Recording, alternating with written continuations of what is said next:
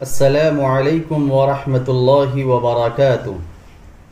محترم سامعین کرام، اللہ تبارک و تعالی کے فضل و کرم اور آپ سب کی دعاؤں سے حضرت عمر فاروق رضی اللہ عنہ کی سیرت و سوانح 6 حصوں میں آپ کی خدمت میں پیش کر کے خوشی ہو رہی ہے۔ اللہ تبارک و تعالی سے دعا فرمائیں کہ اللہ تبارک و تعالی ہم سب کو اپنی شان کے مطابق اجر عطا فرمائے۔ محترم سامعین کرام، ابھی جو آپ کے سامنے پیش کیا جائے گا وہ حضرت عثمان غنی رضی اللہ عنہ کی سیرت و کردار کا پہلا پارٹ اور حصہ ہوگا۔ اس حصے میں حضرت عثمان غنی رضی اللہ عنہ کے نام و نسب، فضائل، حلیہ مبارک اور خلافت کے لیے انتخاب کا منظر پیش کیا جائے گا۔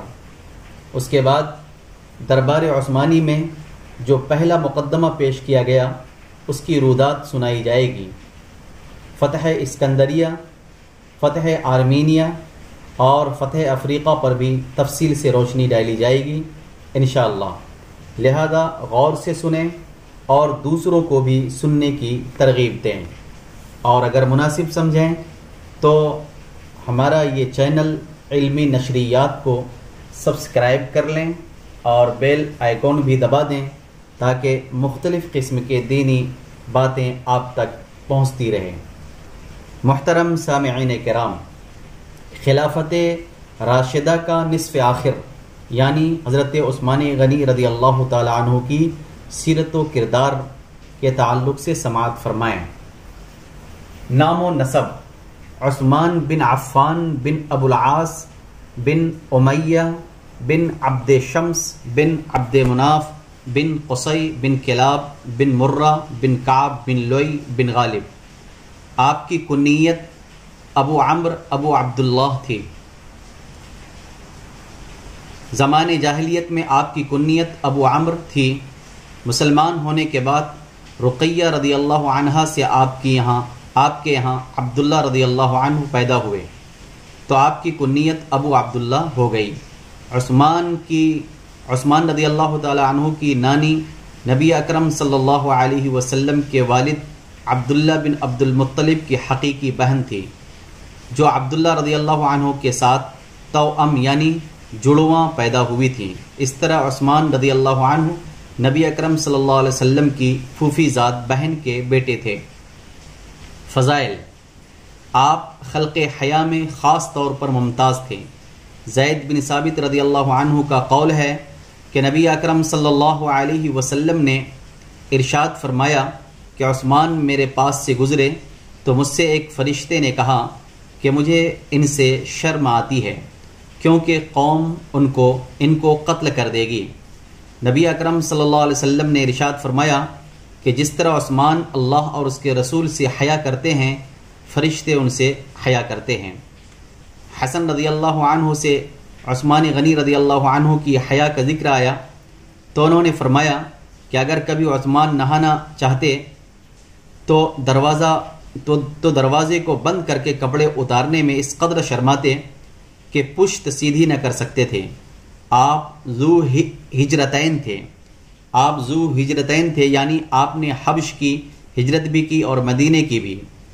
آپ شکل و شمائل میں نبی اکرم صلی اللہ علیہ وسلم سے بہت مشابہ تھے۔ نبی اکرم صلی اللہ علیہ وسلم نے قبل از بعثت اپنی بیٹی رقیہ رضی اللہ عنہا کی شادی عثمان رضی اللہ عنہ سے کر دی تھی۔ جب جنگ بدر کے روز وہ فوت ہو گئیں تو نبی اکرم صلی اللہ علیہ وسلم نے اپنی دوسری بیٹی ام کلثوم رضی اللہ عنہا کی شادی آپ سے کر دی۔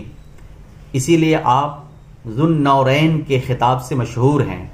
لوگ عام طور سے ذو النورین بولتے ہیں لیکن یہ ذو النورین ہے۔ نورہ کے معنی شگوفہ۔ بہرحال ام کلثوم رضی اللہ عنہا بھی سن 9 ہجری میں فوت ہو گئیں۔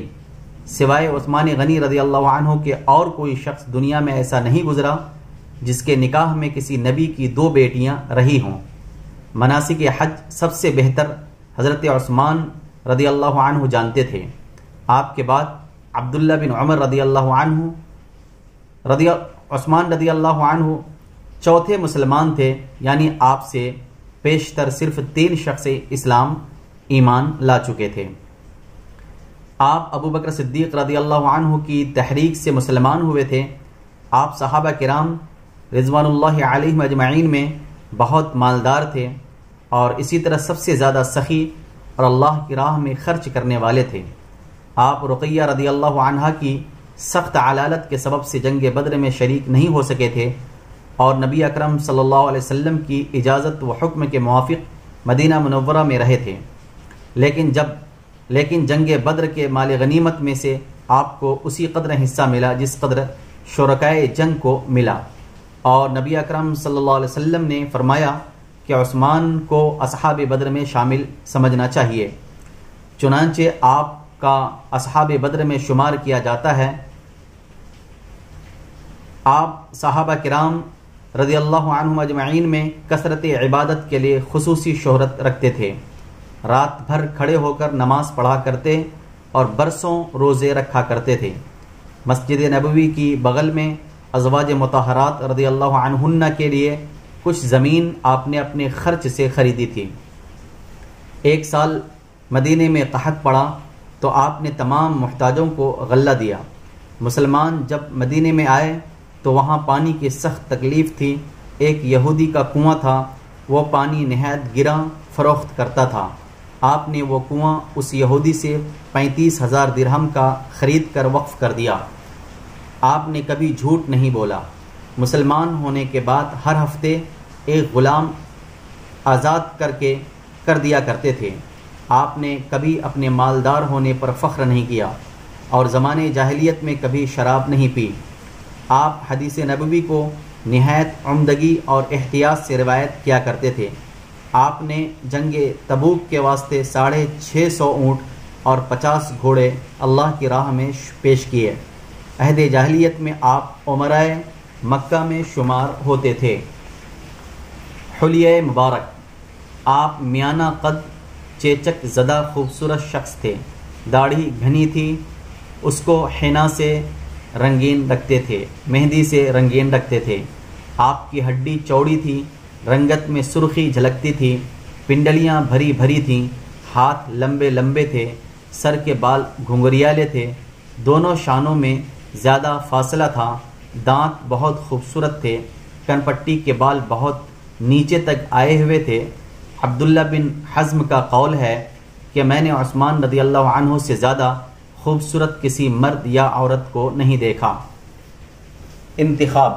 معزز سامعین کرام، فاروق اعظم رضی اللہ عنہ نے انتخاب خلیفہ کے لیے 3 دن کی مہلت مقرر فرما کر مقداد رضی اللہ عنہ کو حکم دے دیا تھا کہ نامزد شدہ اشخاص کی مجلس میں جب تک کہ وہ اپنے آپ میں سے کسی کو خلیفہ منتخب نہ کر لیں، کسی دوسرے کو نہ جانے دینا۔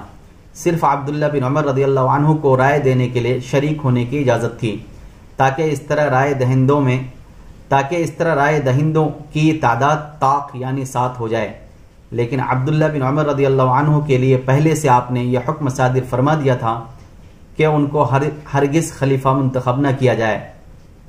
اس وقت کسی نے عبداللہ بن عمر رضی اللہ عنہ کے لیے کہا تو آپ نے فرمایا کہ بار خلافت کی ذمہ داری میرے ہی لیے کیا کم ہے کہ میں اپنے خاندان میں دوسروں پر بھی یہ محنت ڈالوں اور ان کو بہت سی آسائشوں سے محروم کر دوں۔ فاروق اعظم رضی اللہ عنہ سے جب کسی شخص نے خلیفہ کے متعین و نامزد فرما دینے کے لیے کہا تو آپ نے جواب دیا کہ میں صدیق اکبر کی سنت پر عمل کر کے کسی کو اپنے بعد نامزد نہ کروں تو یہ میرے لیے جائز ہے۔ میں اپنے بعد کسی کو اگر خلیفہ مقرر کرتا تو وہ ابو عبیدہ بن الجراح رضی اللہ عنہ تھے جو مجھ سے پہلے فوت ہو گئے، یا پھر میں ابو حذیفہ رضی اللہ عنہ کے غلام سالم رضی اللہ عنہ کو خلیفہ بناتا، وہ بھی مجھ سے پہلے فوت ہو گئے۔ یہ فرما کر پھر آپ نے ان 6 اشخاص کے نام لیے جو اوپر درج ہو چکے ہیں۔ مقداد بن الاسود اور ابو طلحہ انصاری رضی اللہ عنہ نے وصیت فاروقی کے موافق فاروق اعظم کی تجہیز و تکفین سے فارغ ہو کر صہیب رضی اللہ عنہ کو تو عارضی طور پر 3 دن کے لیے تا انتخاب خلیفہ مدینہ کا حکمراں اور امام مقرر کیا، اور خود اپنے آدمیوں کی جمعیت لے کر علی، عثمان، زبیر، سعد، عبد الرحمن اور عبداللہ بن عمر رضی اللہ عنہم اجمعین کو مسور بن مخرمہ رضی اللہ عنہ اور بقول دیگر حضرت عائشہ صدیقہ رضی اللہ عنہا کے مکان میں جمع کر کے دروازے پر حفاظت کی غرض سے بیٹھ گئے۔ طلحہ رضی اللہ عنہ مدینے میں موجود نہ تھے، کوئی اور اس مکان میں داخل نہیں ہو سکتا تھا۔ عمرو بن العاص اور مغیرہ بن شعبہ رضی اللہ عنہما دروازے پر آ کر بیٹھ گئے تھے۔ سعد بن ابی وقاص رضی اللہ عنہ کو معلوم ہوا تو انہوں نے ان دونوں کو دروازے پر بھی نہ بیٹھنے دیا اور وہاں سے اٹھوا دیا، تاکہ وہ کہیں یہ نہ کہہ سکیں کہ ہم بھی اصحاب شورا میں شامل تھے۔ جب سب صاحبان اطمینان سے آ کر بیٹھ گئے تو سب سے اول عبد الرحمن بن عوف رضی اللہ عنہ نے کھڑے ہو کر کہا کہ جو لوگ خلافت کے لیے نامزد کیے گئے ہیں ان میں سے کون ایسا ہے جو اپنے آپ کو خلافت سے دستبردار قرار دیتا ہے؟ اسی کو یہ اختیار دیا جائے گا کہ وہ جس کو تم میں سب سے افضل و لائق سمجھے اسی کو خلیفہ مقرر کر دے۔ اس بات کو سن کر اس مختصر مجمع میں سے کسی نے کوئی جواب نہ دیا، سب خاموش رہے۔ تھوڑی دیر انتظار کرنے کے بعد عبد الرحمن بن عوف نے پھر اعلان کیا کہ میں اپنے آپ کو خلافت سے دستبردار قرار دیتا ہوں اور انتخاب خلیفہ کے کام کو انجام دینے پر تیار ہوں۔ یہ سن کر سب نے تائید کی اور عبد الرحمن بن عوف کو اختیار دیا کہ آپ جس کو چاہیں ہم میں سے خلیفہ منتخب فرما دیں، مگر علی بن ابی طالب رضی اللہ عنہ بالکل خاموش رہے۔ انہوں نے ہاں یا نہ میں کچھ نہیں کہا۔ تب عبد الرحمن بن عوف نے حضرت علی کی طرف مخاطب ہو کر کہا کہ آپ نے کچھ نہیں فرمایا، آپ بھی اپنی رائے کا اظہار کیجیے۔ علی رضی اللہ عنہ نے کہا کہ میں بھی اس رائے سے متفق ہوں، لیکن شرط یہ ہے کہ تم پہلے یہ اقرار کر لو کہ جو فیصلہ کرو گے بلا رو رعایت وہ نفسانیت کو دخل دیے بغیر محض حق پرستی اور امت کی خیرخواہی کے لیے کرو گے۔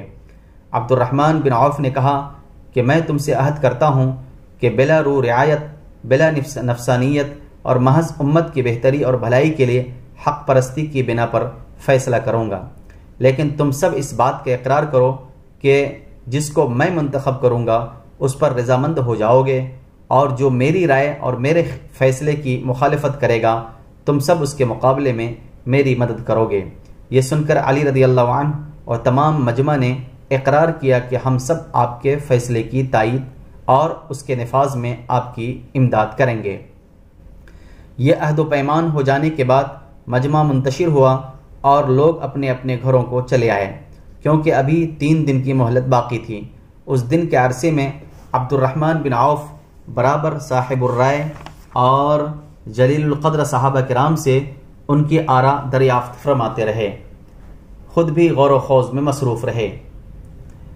معزز سامعین کرام، عبد الرحمن بن عوف سے روایت ہے، وہ فرماتے ہیں کہ میں نے عثمان رضی اللہ عنہ سے الگ ہو کر جا کر دریافت کیا کہ اگر میں آپ سے بیعت نہ کروں تو آپ مجھے کس کی بیعت کرنے کی رائے دیتے ہیں؟ انہوں نے کہا کہ آپ کو علی رضی اللہ عنہ کے ہاتھ پر بیعت کرنی چاہیے۔ پھر میں نے علی رضی اللہ عنہ سے بھی تنہائی میں یہی سوال کیا تو انہوں نے عثمان رضی اللہ عنہ کا نام لیا۔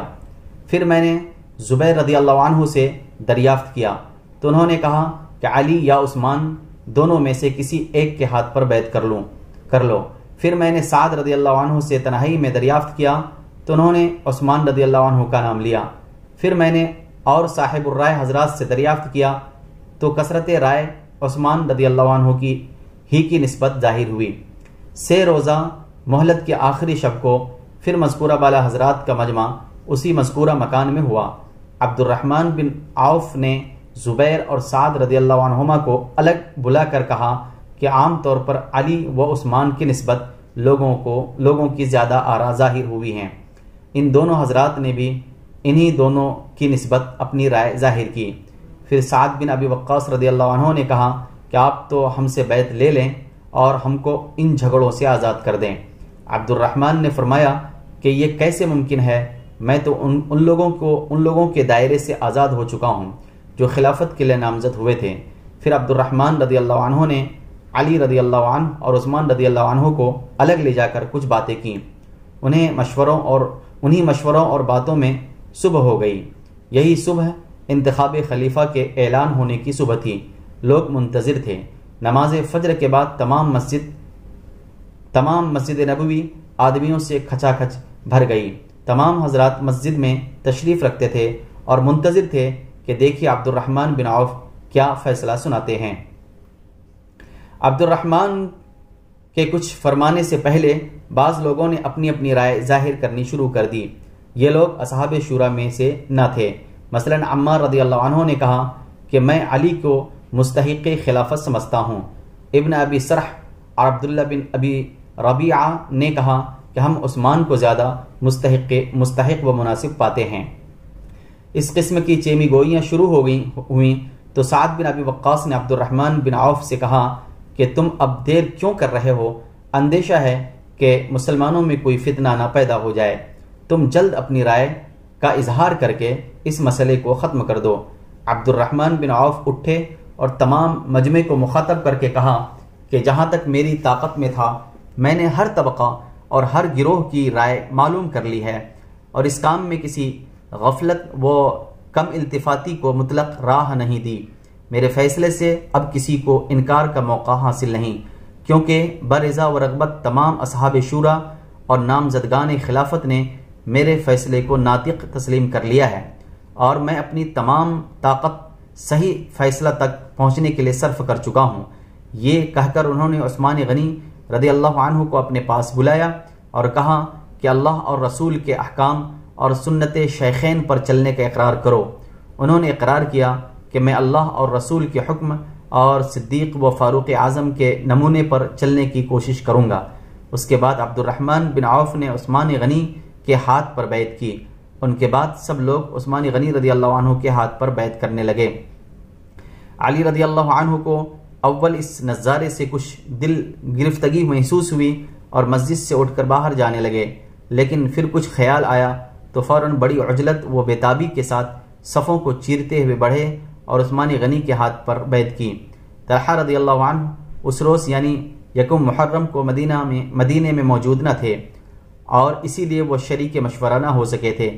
طلحہ رضی اللہ عنہ اگلے روز یعنی 2 محرم الحرام سن 24 ہجری کو مدینے میں تشریف لائے اور یہ سن کر کہ تمام لوگوں نے بالاتفاق عثمان غنی کے ہاتھ پر بیعت کر لی ہے، عثمان رضی اللہ عنہ کی خدمت میں بغرض بیعت حاضر ہوئے۔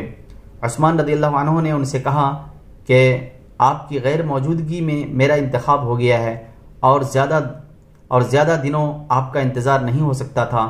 اگر آپ مدعی خلافت ہوں تو میں آپ کے حق میں خلا خلافت کرنے کو تیار ہوں۔ طلحہ رضی اللہ عنہ نے کہا کہ جب تمام لوگوں نے آپ کی خلافت پر بیعت کر لی ہے تو میں بھی آپ کی خلافت پر رضامند ہوں۔ میں مسلمانوں میں کوئی فتنہ اور اختلاف ڈالنا نہیں چاہتا۔ یہ کہہ کر انہوں نے بھی عثمان غنی رضی اللہ عنہ کے ہاتھ پر بیعت کر لی۔ بیعت کے بعد عثمان غنی ممبر پر کھڑے ہوئے اور لوگوں کو مخاطب کر کے اعمال صالحہ کی ترغیب دلائی، مال و دولت کی فراوانی سے جو غفلت پیدا ہوتی ہے اس سے ڈرایا اور رضا الہی کو ہمیشہ مقدم رکھنے کی نصیحت کی۔ اس کے بعد صوبوں کے عاملوں اور حاکموں کے نام ایک حکم جاری کیا جس میں فاروق اعظم کی وفات اور اپنے انتخاب کا تذکرہ تھا۔ نیز ان کو تاکید کی گئی تھی کہ جس طرح فاروق اعظم کی خلافت میں دیانت و امانت کے ساتھ اپنے فرائض انجام دیتے رہے ہو اسی طرح انجام دیتے رہو۔ دربار عثمانی میں پہلا مقدمہ۔ فاروق اعظم رضی اللہ عنہ کی شہادت سے چند روز پیشتر ایک روز ابو لولو ایک خنجر لیے ہوئے ہرمزان کے پاس گیا۔ یہ وہی ایرانی سردار ہرمزان ہے جس کا اوپر ابھی اس سے پہلے والے آڈیو میں ذکر آ چکا ہے، جو فاروق اعظم کے ہاتھ پر مسلمان ہو کر مدینہ منورہ میں رہنے لگا تھا۔ ابو لولو تھوڑی دیر تک ہرمزان کے پاس بیٹھا ہوا باتیں کرتا رہا۔ اس وقت وہاں حیرہ کا باشندہ ایک عیسائی غلام جفینہ نامی بھی بیٹھا تھا۔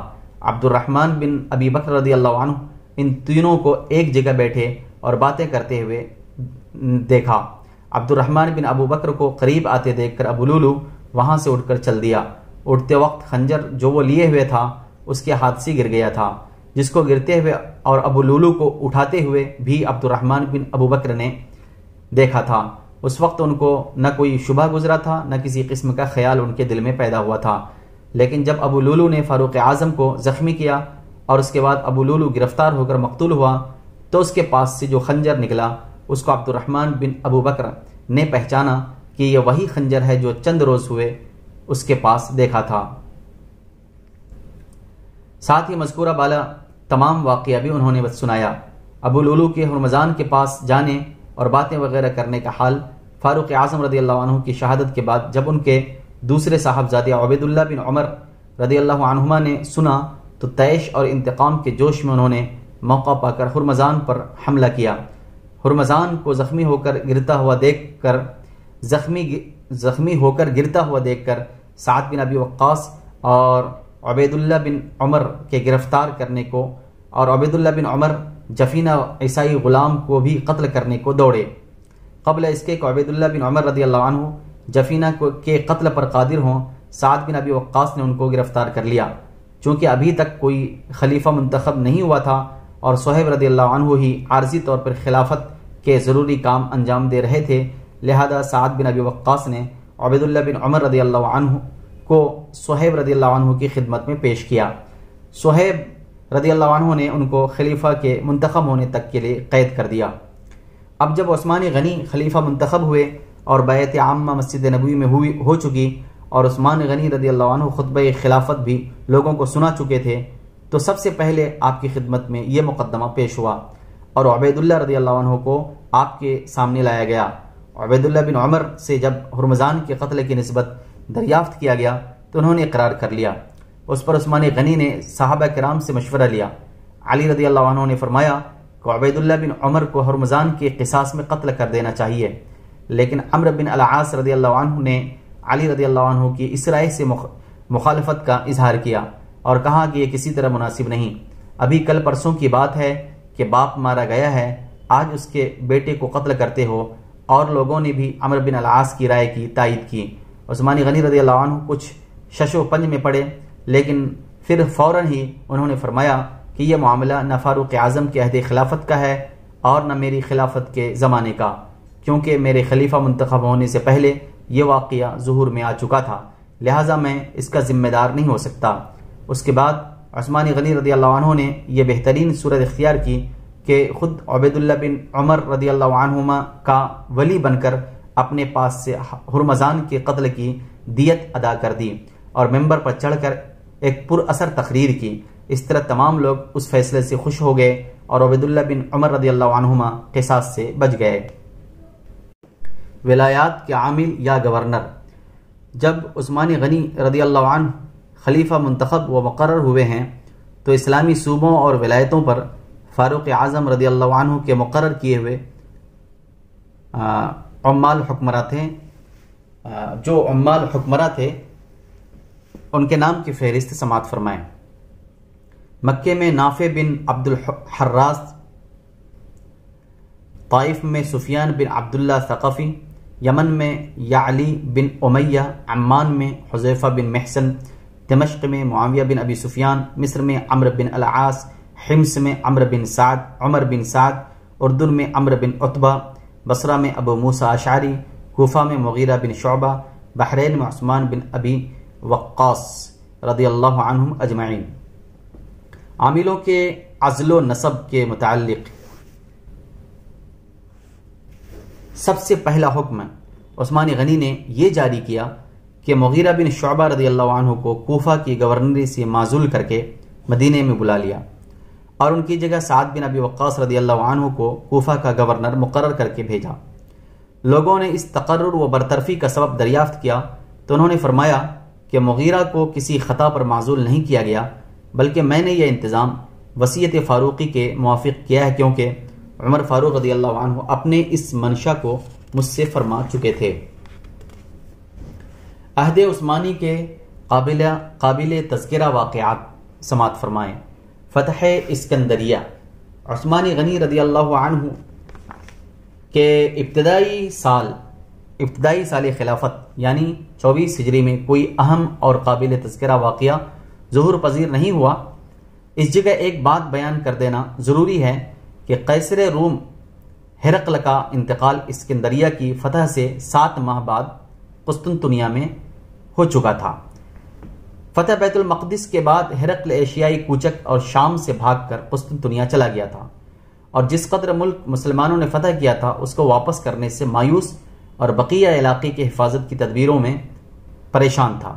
اس کے بعد عمرو بن العاص نے جب مصر پر فوج کشی کی تو مقوقس شاہ مصر نے جزیہ کی ادائیگی پر صلح کر کے مصر و اسکندریہ ان کے سپرد کر دیا تھا۔ ہرقل مصر کو اپنا صوبہ سمجھتا تھا اور مقوقس اس کا ماتحت تھا۔ مصر میں جب مسلمانوں کے قابض ہونے کی خبر سن کر ہرقل کو اور بھی صدمہ ہوا، اور اسی رنج میں 7 مہینے کے بعد فاروق اعظم کے عہد خلافت میں فوت ہوا۔ اس کی جگہ اس کا بیٹا قسطنطین تخت نشین ہوا۔ قسطنطین نے اسکندریہ کے اوپر سے مسلمانوں کی سیادت اٹھانے اور اسے براہ راست اپنے قبضے میں لانے کے لیے ایک زبردست مہم بھیجی۔ رومی فوج جہازوں کے ذریعے سے قسطنطنیہ سے روانہ ہو کر ساحل اسکندریہ پر اتری۔ اسکندریہ میں مقوقس نے رومیوں کو داخل ہونے سے روکا اور اپنے عہد پر قائم رہا جو وہ مسلمانوں سے کر چکا تھا۔ مسلمانوں کو رومیوں کے اس حملے کی اطلاع ہوئی تو وہ فسطاط یعنی قاہرہ سے نکلے۔ ادھر سے رومی اسکندریہ کو چھوڑ کر اسلامی چھاونی کی طرف متوجہ ہوئے۔ راستے ہی میں مقابلہ ہوا، بڑی سخت لڑائی ہوئی۔ رومی فوج کا سپہ سالار اعظم مارا گیا اور بہت سے رومی فوجی میدان جنگ میں کھیت رہے۔ جو بچے انہوں نے بمشکل فرار اور اپنی کشتیوں پر سوار ہو کر قسطنطنیہ کی راہ لی۔ عمرو بن العاص نے رومیوں کو بھگا کر اسکندریہ اور نواحِ اسکندریہ کے باشندوں کے تمام ان نقصانات کی تحقیق کرائی جو رومی فوج کے ذریعے سے ہوا تھا۔ ان تمام نقصانات کو عمرو بن العاص نے پورا کیا، کیونکہ وہ ذمیوں کی حفاظت اور ان کو نقصانات سے بچانے کا ذمہ دار اپنے آپ کو سمجھتے تھے۔ اس کے بعد عمرو بن العاص نے شہر اسکندریہ کی شہر پناہ کو منہدم کیا اور اپنی چھاونی فسطاط میں واپس چلے آئے۔ اسکندریہ کی شہر پناہ کو منہدم کرانا اس لیے ضروری تھا کہ رومیوں کے حملہ آور ہونے اور اسکندریہ پر قابض ہو جانے کا خطرہ دور ہو جائے۔ یہ واقعہ سن 25 ہجری کی ابتدا کا ہے۔ فتح آرمینیہ۔ فاروق اعظم رضی اللہ عنہ کی وفات کا حال سن کر ہی رومیوں میں بھی اسکندریہ پر حملہ کرنے کی ہمت پیدا ہوئی تھی، اور اسی خبر کو سن کر ہمدان، ورے وغیرہ ایرانی علاقوں میں بھی بغاوتوں کی سازشیں نمودار ہوئیں۔ ایرانیوں نے کہا کہ ہم اب عربوں کی رعایا بن کر نہ رہیں گے بلکہ اپنی خود مختار حکومتیں قائم کریں گے۔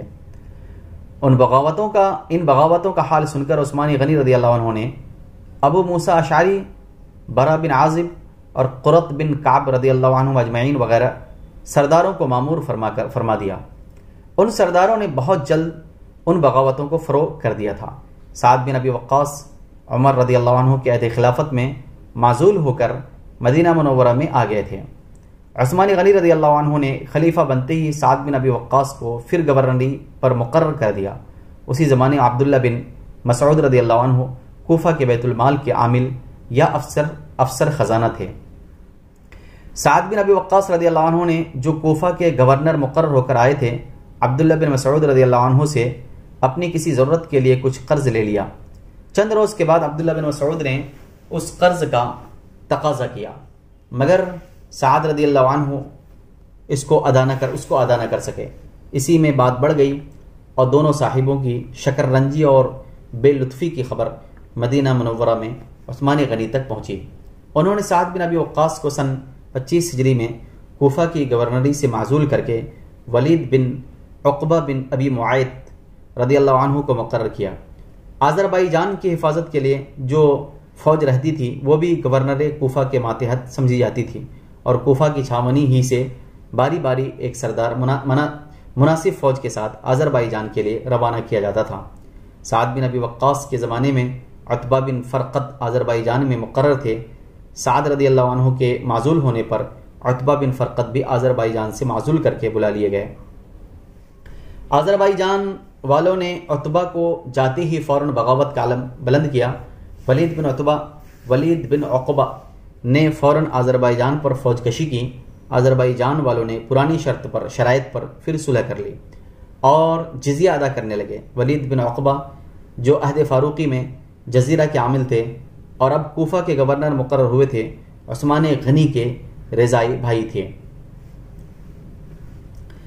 سعد رضی اللہ عنہ چونکہ بڑے متقی پرہیزگار شخص تھے اور ولید بن عقبہ رضی اللہ عنہ زہد و عبادت میں سعد رضی اللہ عنہ کے مرتبے کو نہ پہنچتے تھے، اس لیے اہل کوفہ ولید کے آنے اور سعد رضی اللہ عنہ کے جانے سے کچھ خوش نہ تھے۔ انہی ایام میں جب کہ ولید بن عقبہ نے آذربائیجان پر چڑھائی کی تھی، امیر معاویہ رضی اللہ عنہ عامل دمشق نے حبیب بن مسلمہ کو آرمینیا کی طرف روانہ کیا تھا، اور حبیب بن مسلمہ وہاں کے اکثر شہروں اور قلعوں پر قابض ہو کر رومیوں کو جزیہ ادا کرنے پر مجبور کر چکے تھے۔ یہ خبر سن کر ایک رومی سردار قیصر قسطنطین کے حکم کے موافق ملیطبہ یا ملیتیا، سیواس، قونیہ وغیرہ شہروں اور چھاونیوں سے 80,000 فوج لے کر براہ خلیج قسطنطنیہ حبیب بن مسلمہ پر چڑھ آیا۔ حبیب رضی اللہ عنہ نے اس فوج گراں کا حال سن کر امیر معاویہ رضی اللہ عنہ کو لکھا۔ انہوں نے فوراً بلا توقف عثمان غنی رضی اللہ عنہ کو اطلاع دی۔ عثمان غنی رضی اللہ عنہ نے فوراً ولید بن عقبہ رضی اللہ عنہ گورنر کوفہ کو لکھا کہ 10,000 فوج حبیب بن مسلمہ کی مدد کے واسطے آرمینیا کی طرف روانہ کر دو۔ یہ فرمان عثمانی ولید بن عقبہ کو موصل میں ملا جبکہ وہ فتح آذربائیجان سے کوفہ کی طرف آ رہے تھے۔ انہوں نے اسی وقت سلمان بن ربیہ کو 8,000 فوج کے ساتھ آرمینیا کی جانب روانہ کر دیا۔ حبیب بن مسلمہ اور سلمان بن ربیہ نے مل کر تمام علاقہ آرمینیا کو فتح کر لیا اور بحر خضر کے کنارے کوہ قاف تک پہنچ گئے۔ وہاں سلمان بن ربیہ شیروان اور تمام علاقے جبال کو تصرف میں لاتے ہوئے کوفہ کی طرف آئے اور حبیب بن مسلمہ امیر معاویہ کی خدمت میں بمقام دمشق حاضر ہوئے۔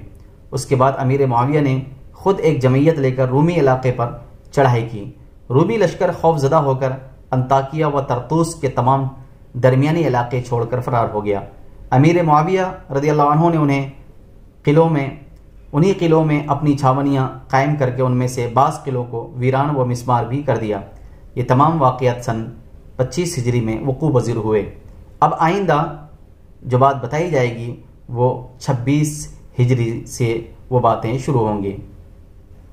مصر کے واقعات و تغیرات کے سلسلے میں سماعت فرمائیں۔ عبداللہ بن سعد المعروف بھی ابن ابی سرح رضی اللہ عنہ عثمان غنی رضی اللہ عنہ کے رضائی بھائی تھے۔ عہد نبوی میں ایک مرتبہ مرتد ہو کر پھر صدق دل سے مسلمان ہوئے تھے۔ عثمان غنی نے ان کو مصر کا عامل اور افسر خزانہ بنا کر بھیجا اور عمرو بن العاص کو صرف فوجی افسر رکھا۔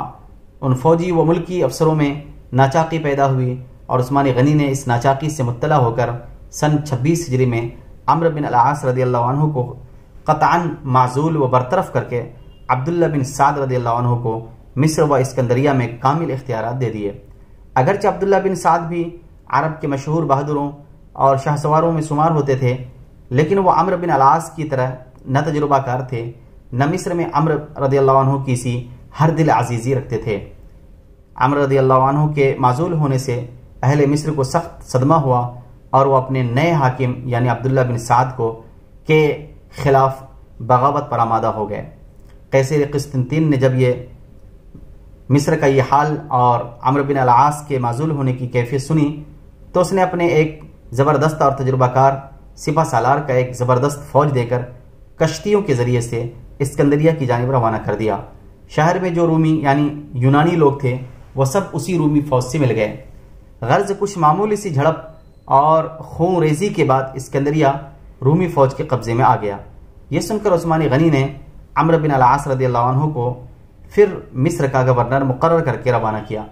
عمرو بن العاص نے اسکندریہ تیسری مرتبہ فتح کیا تھا اور اس مرتبہ اسکندریہ کے فتح کرنے سے پہلے قسم کھائی تھی کہ تمام شہر کو ویران و مسمار کر دوں گا، لیکن فتح کے بعد انہوں نے اپنے لشکر کو خونریزی اور قتل و غارت گری سے قطعاً روک دیا۔ جس جگہ لشکر کو قتل و غارت کی ممانعت کا حکم دیا تھا اس جگہ ایک مسجد تعمیر کرا دی جس کا نام مسجد رحمت مشہور ہوا۔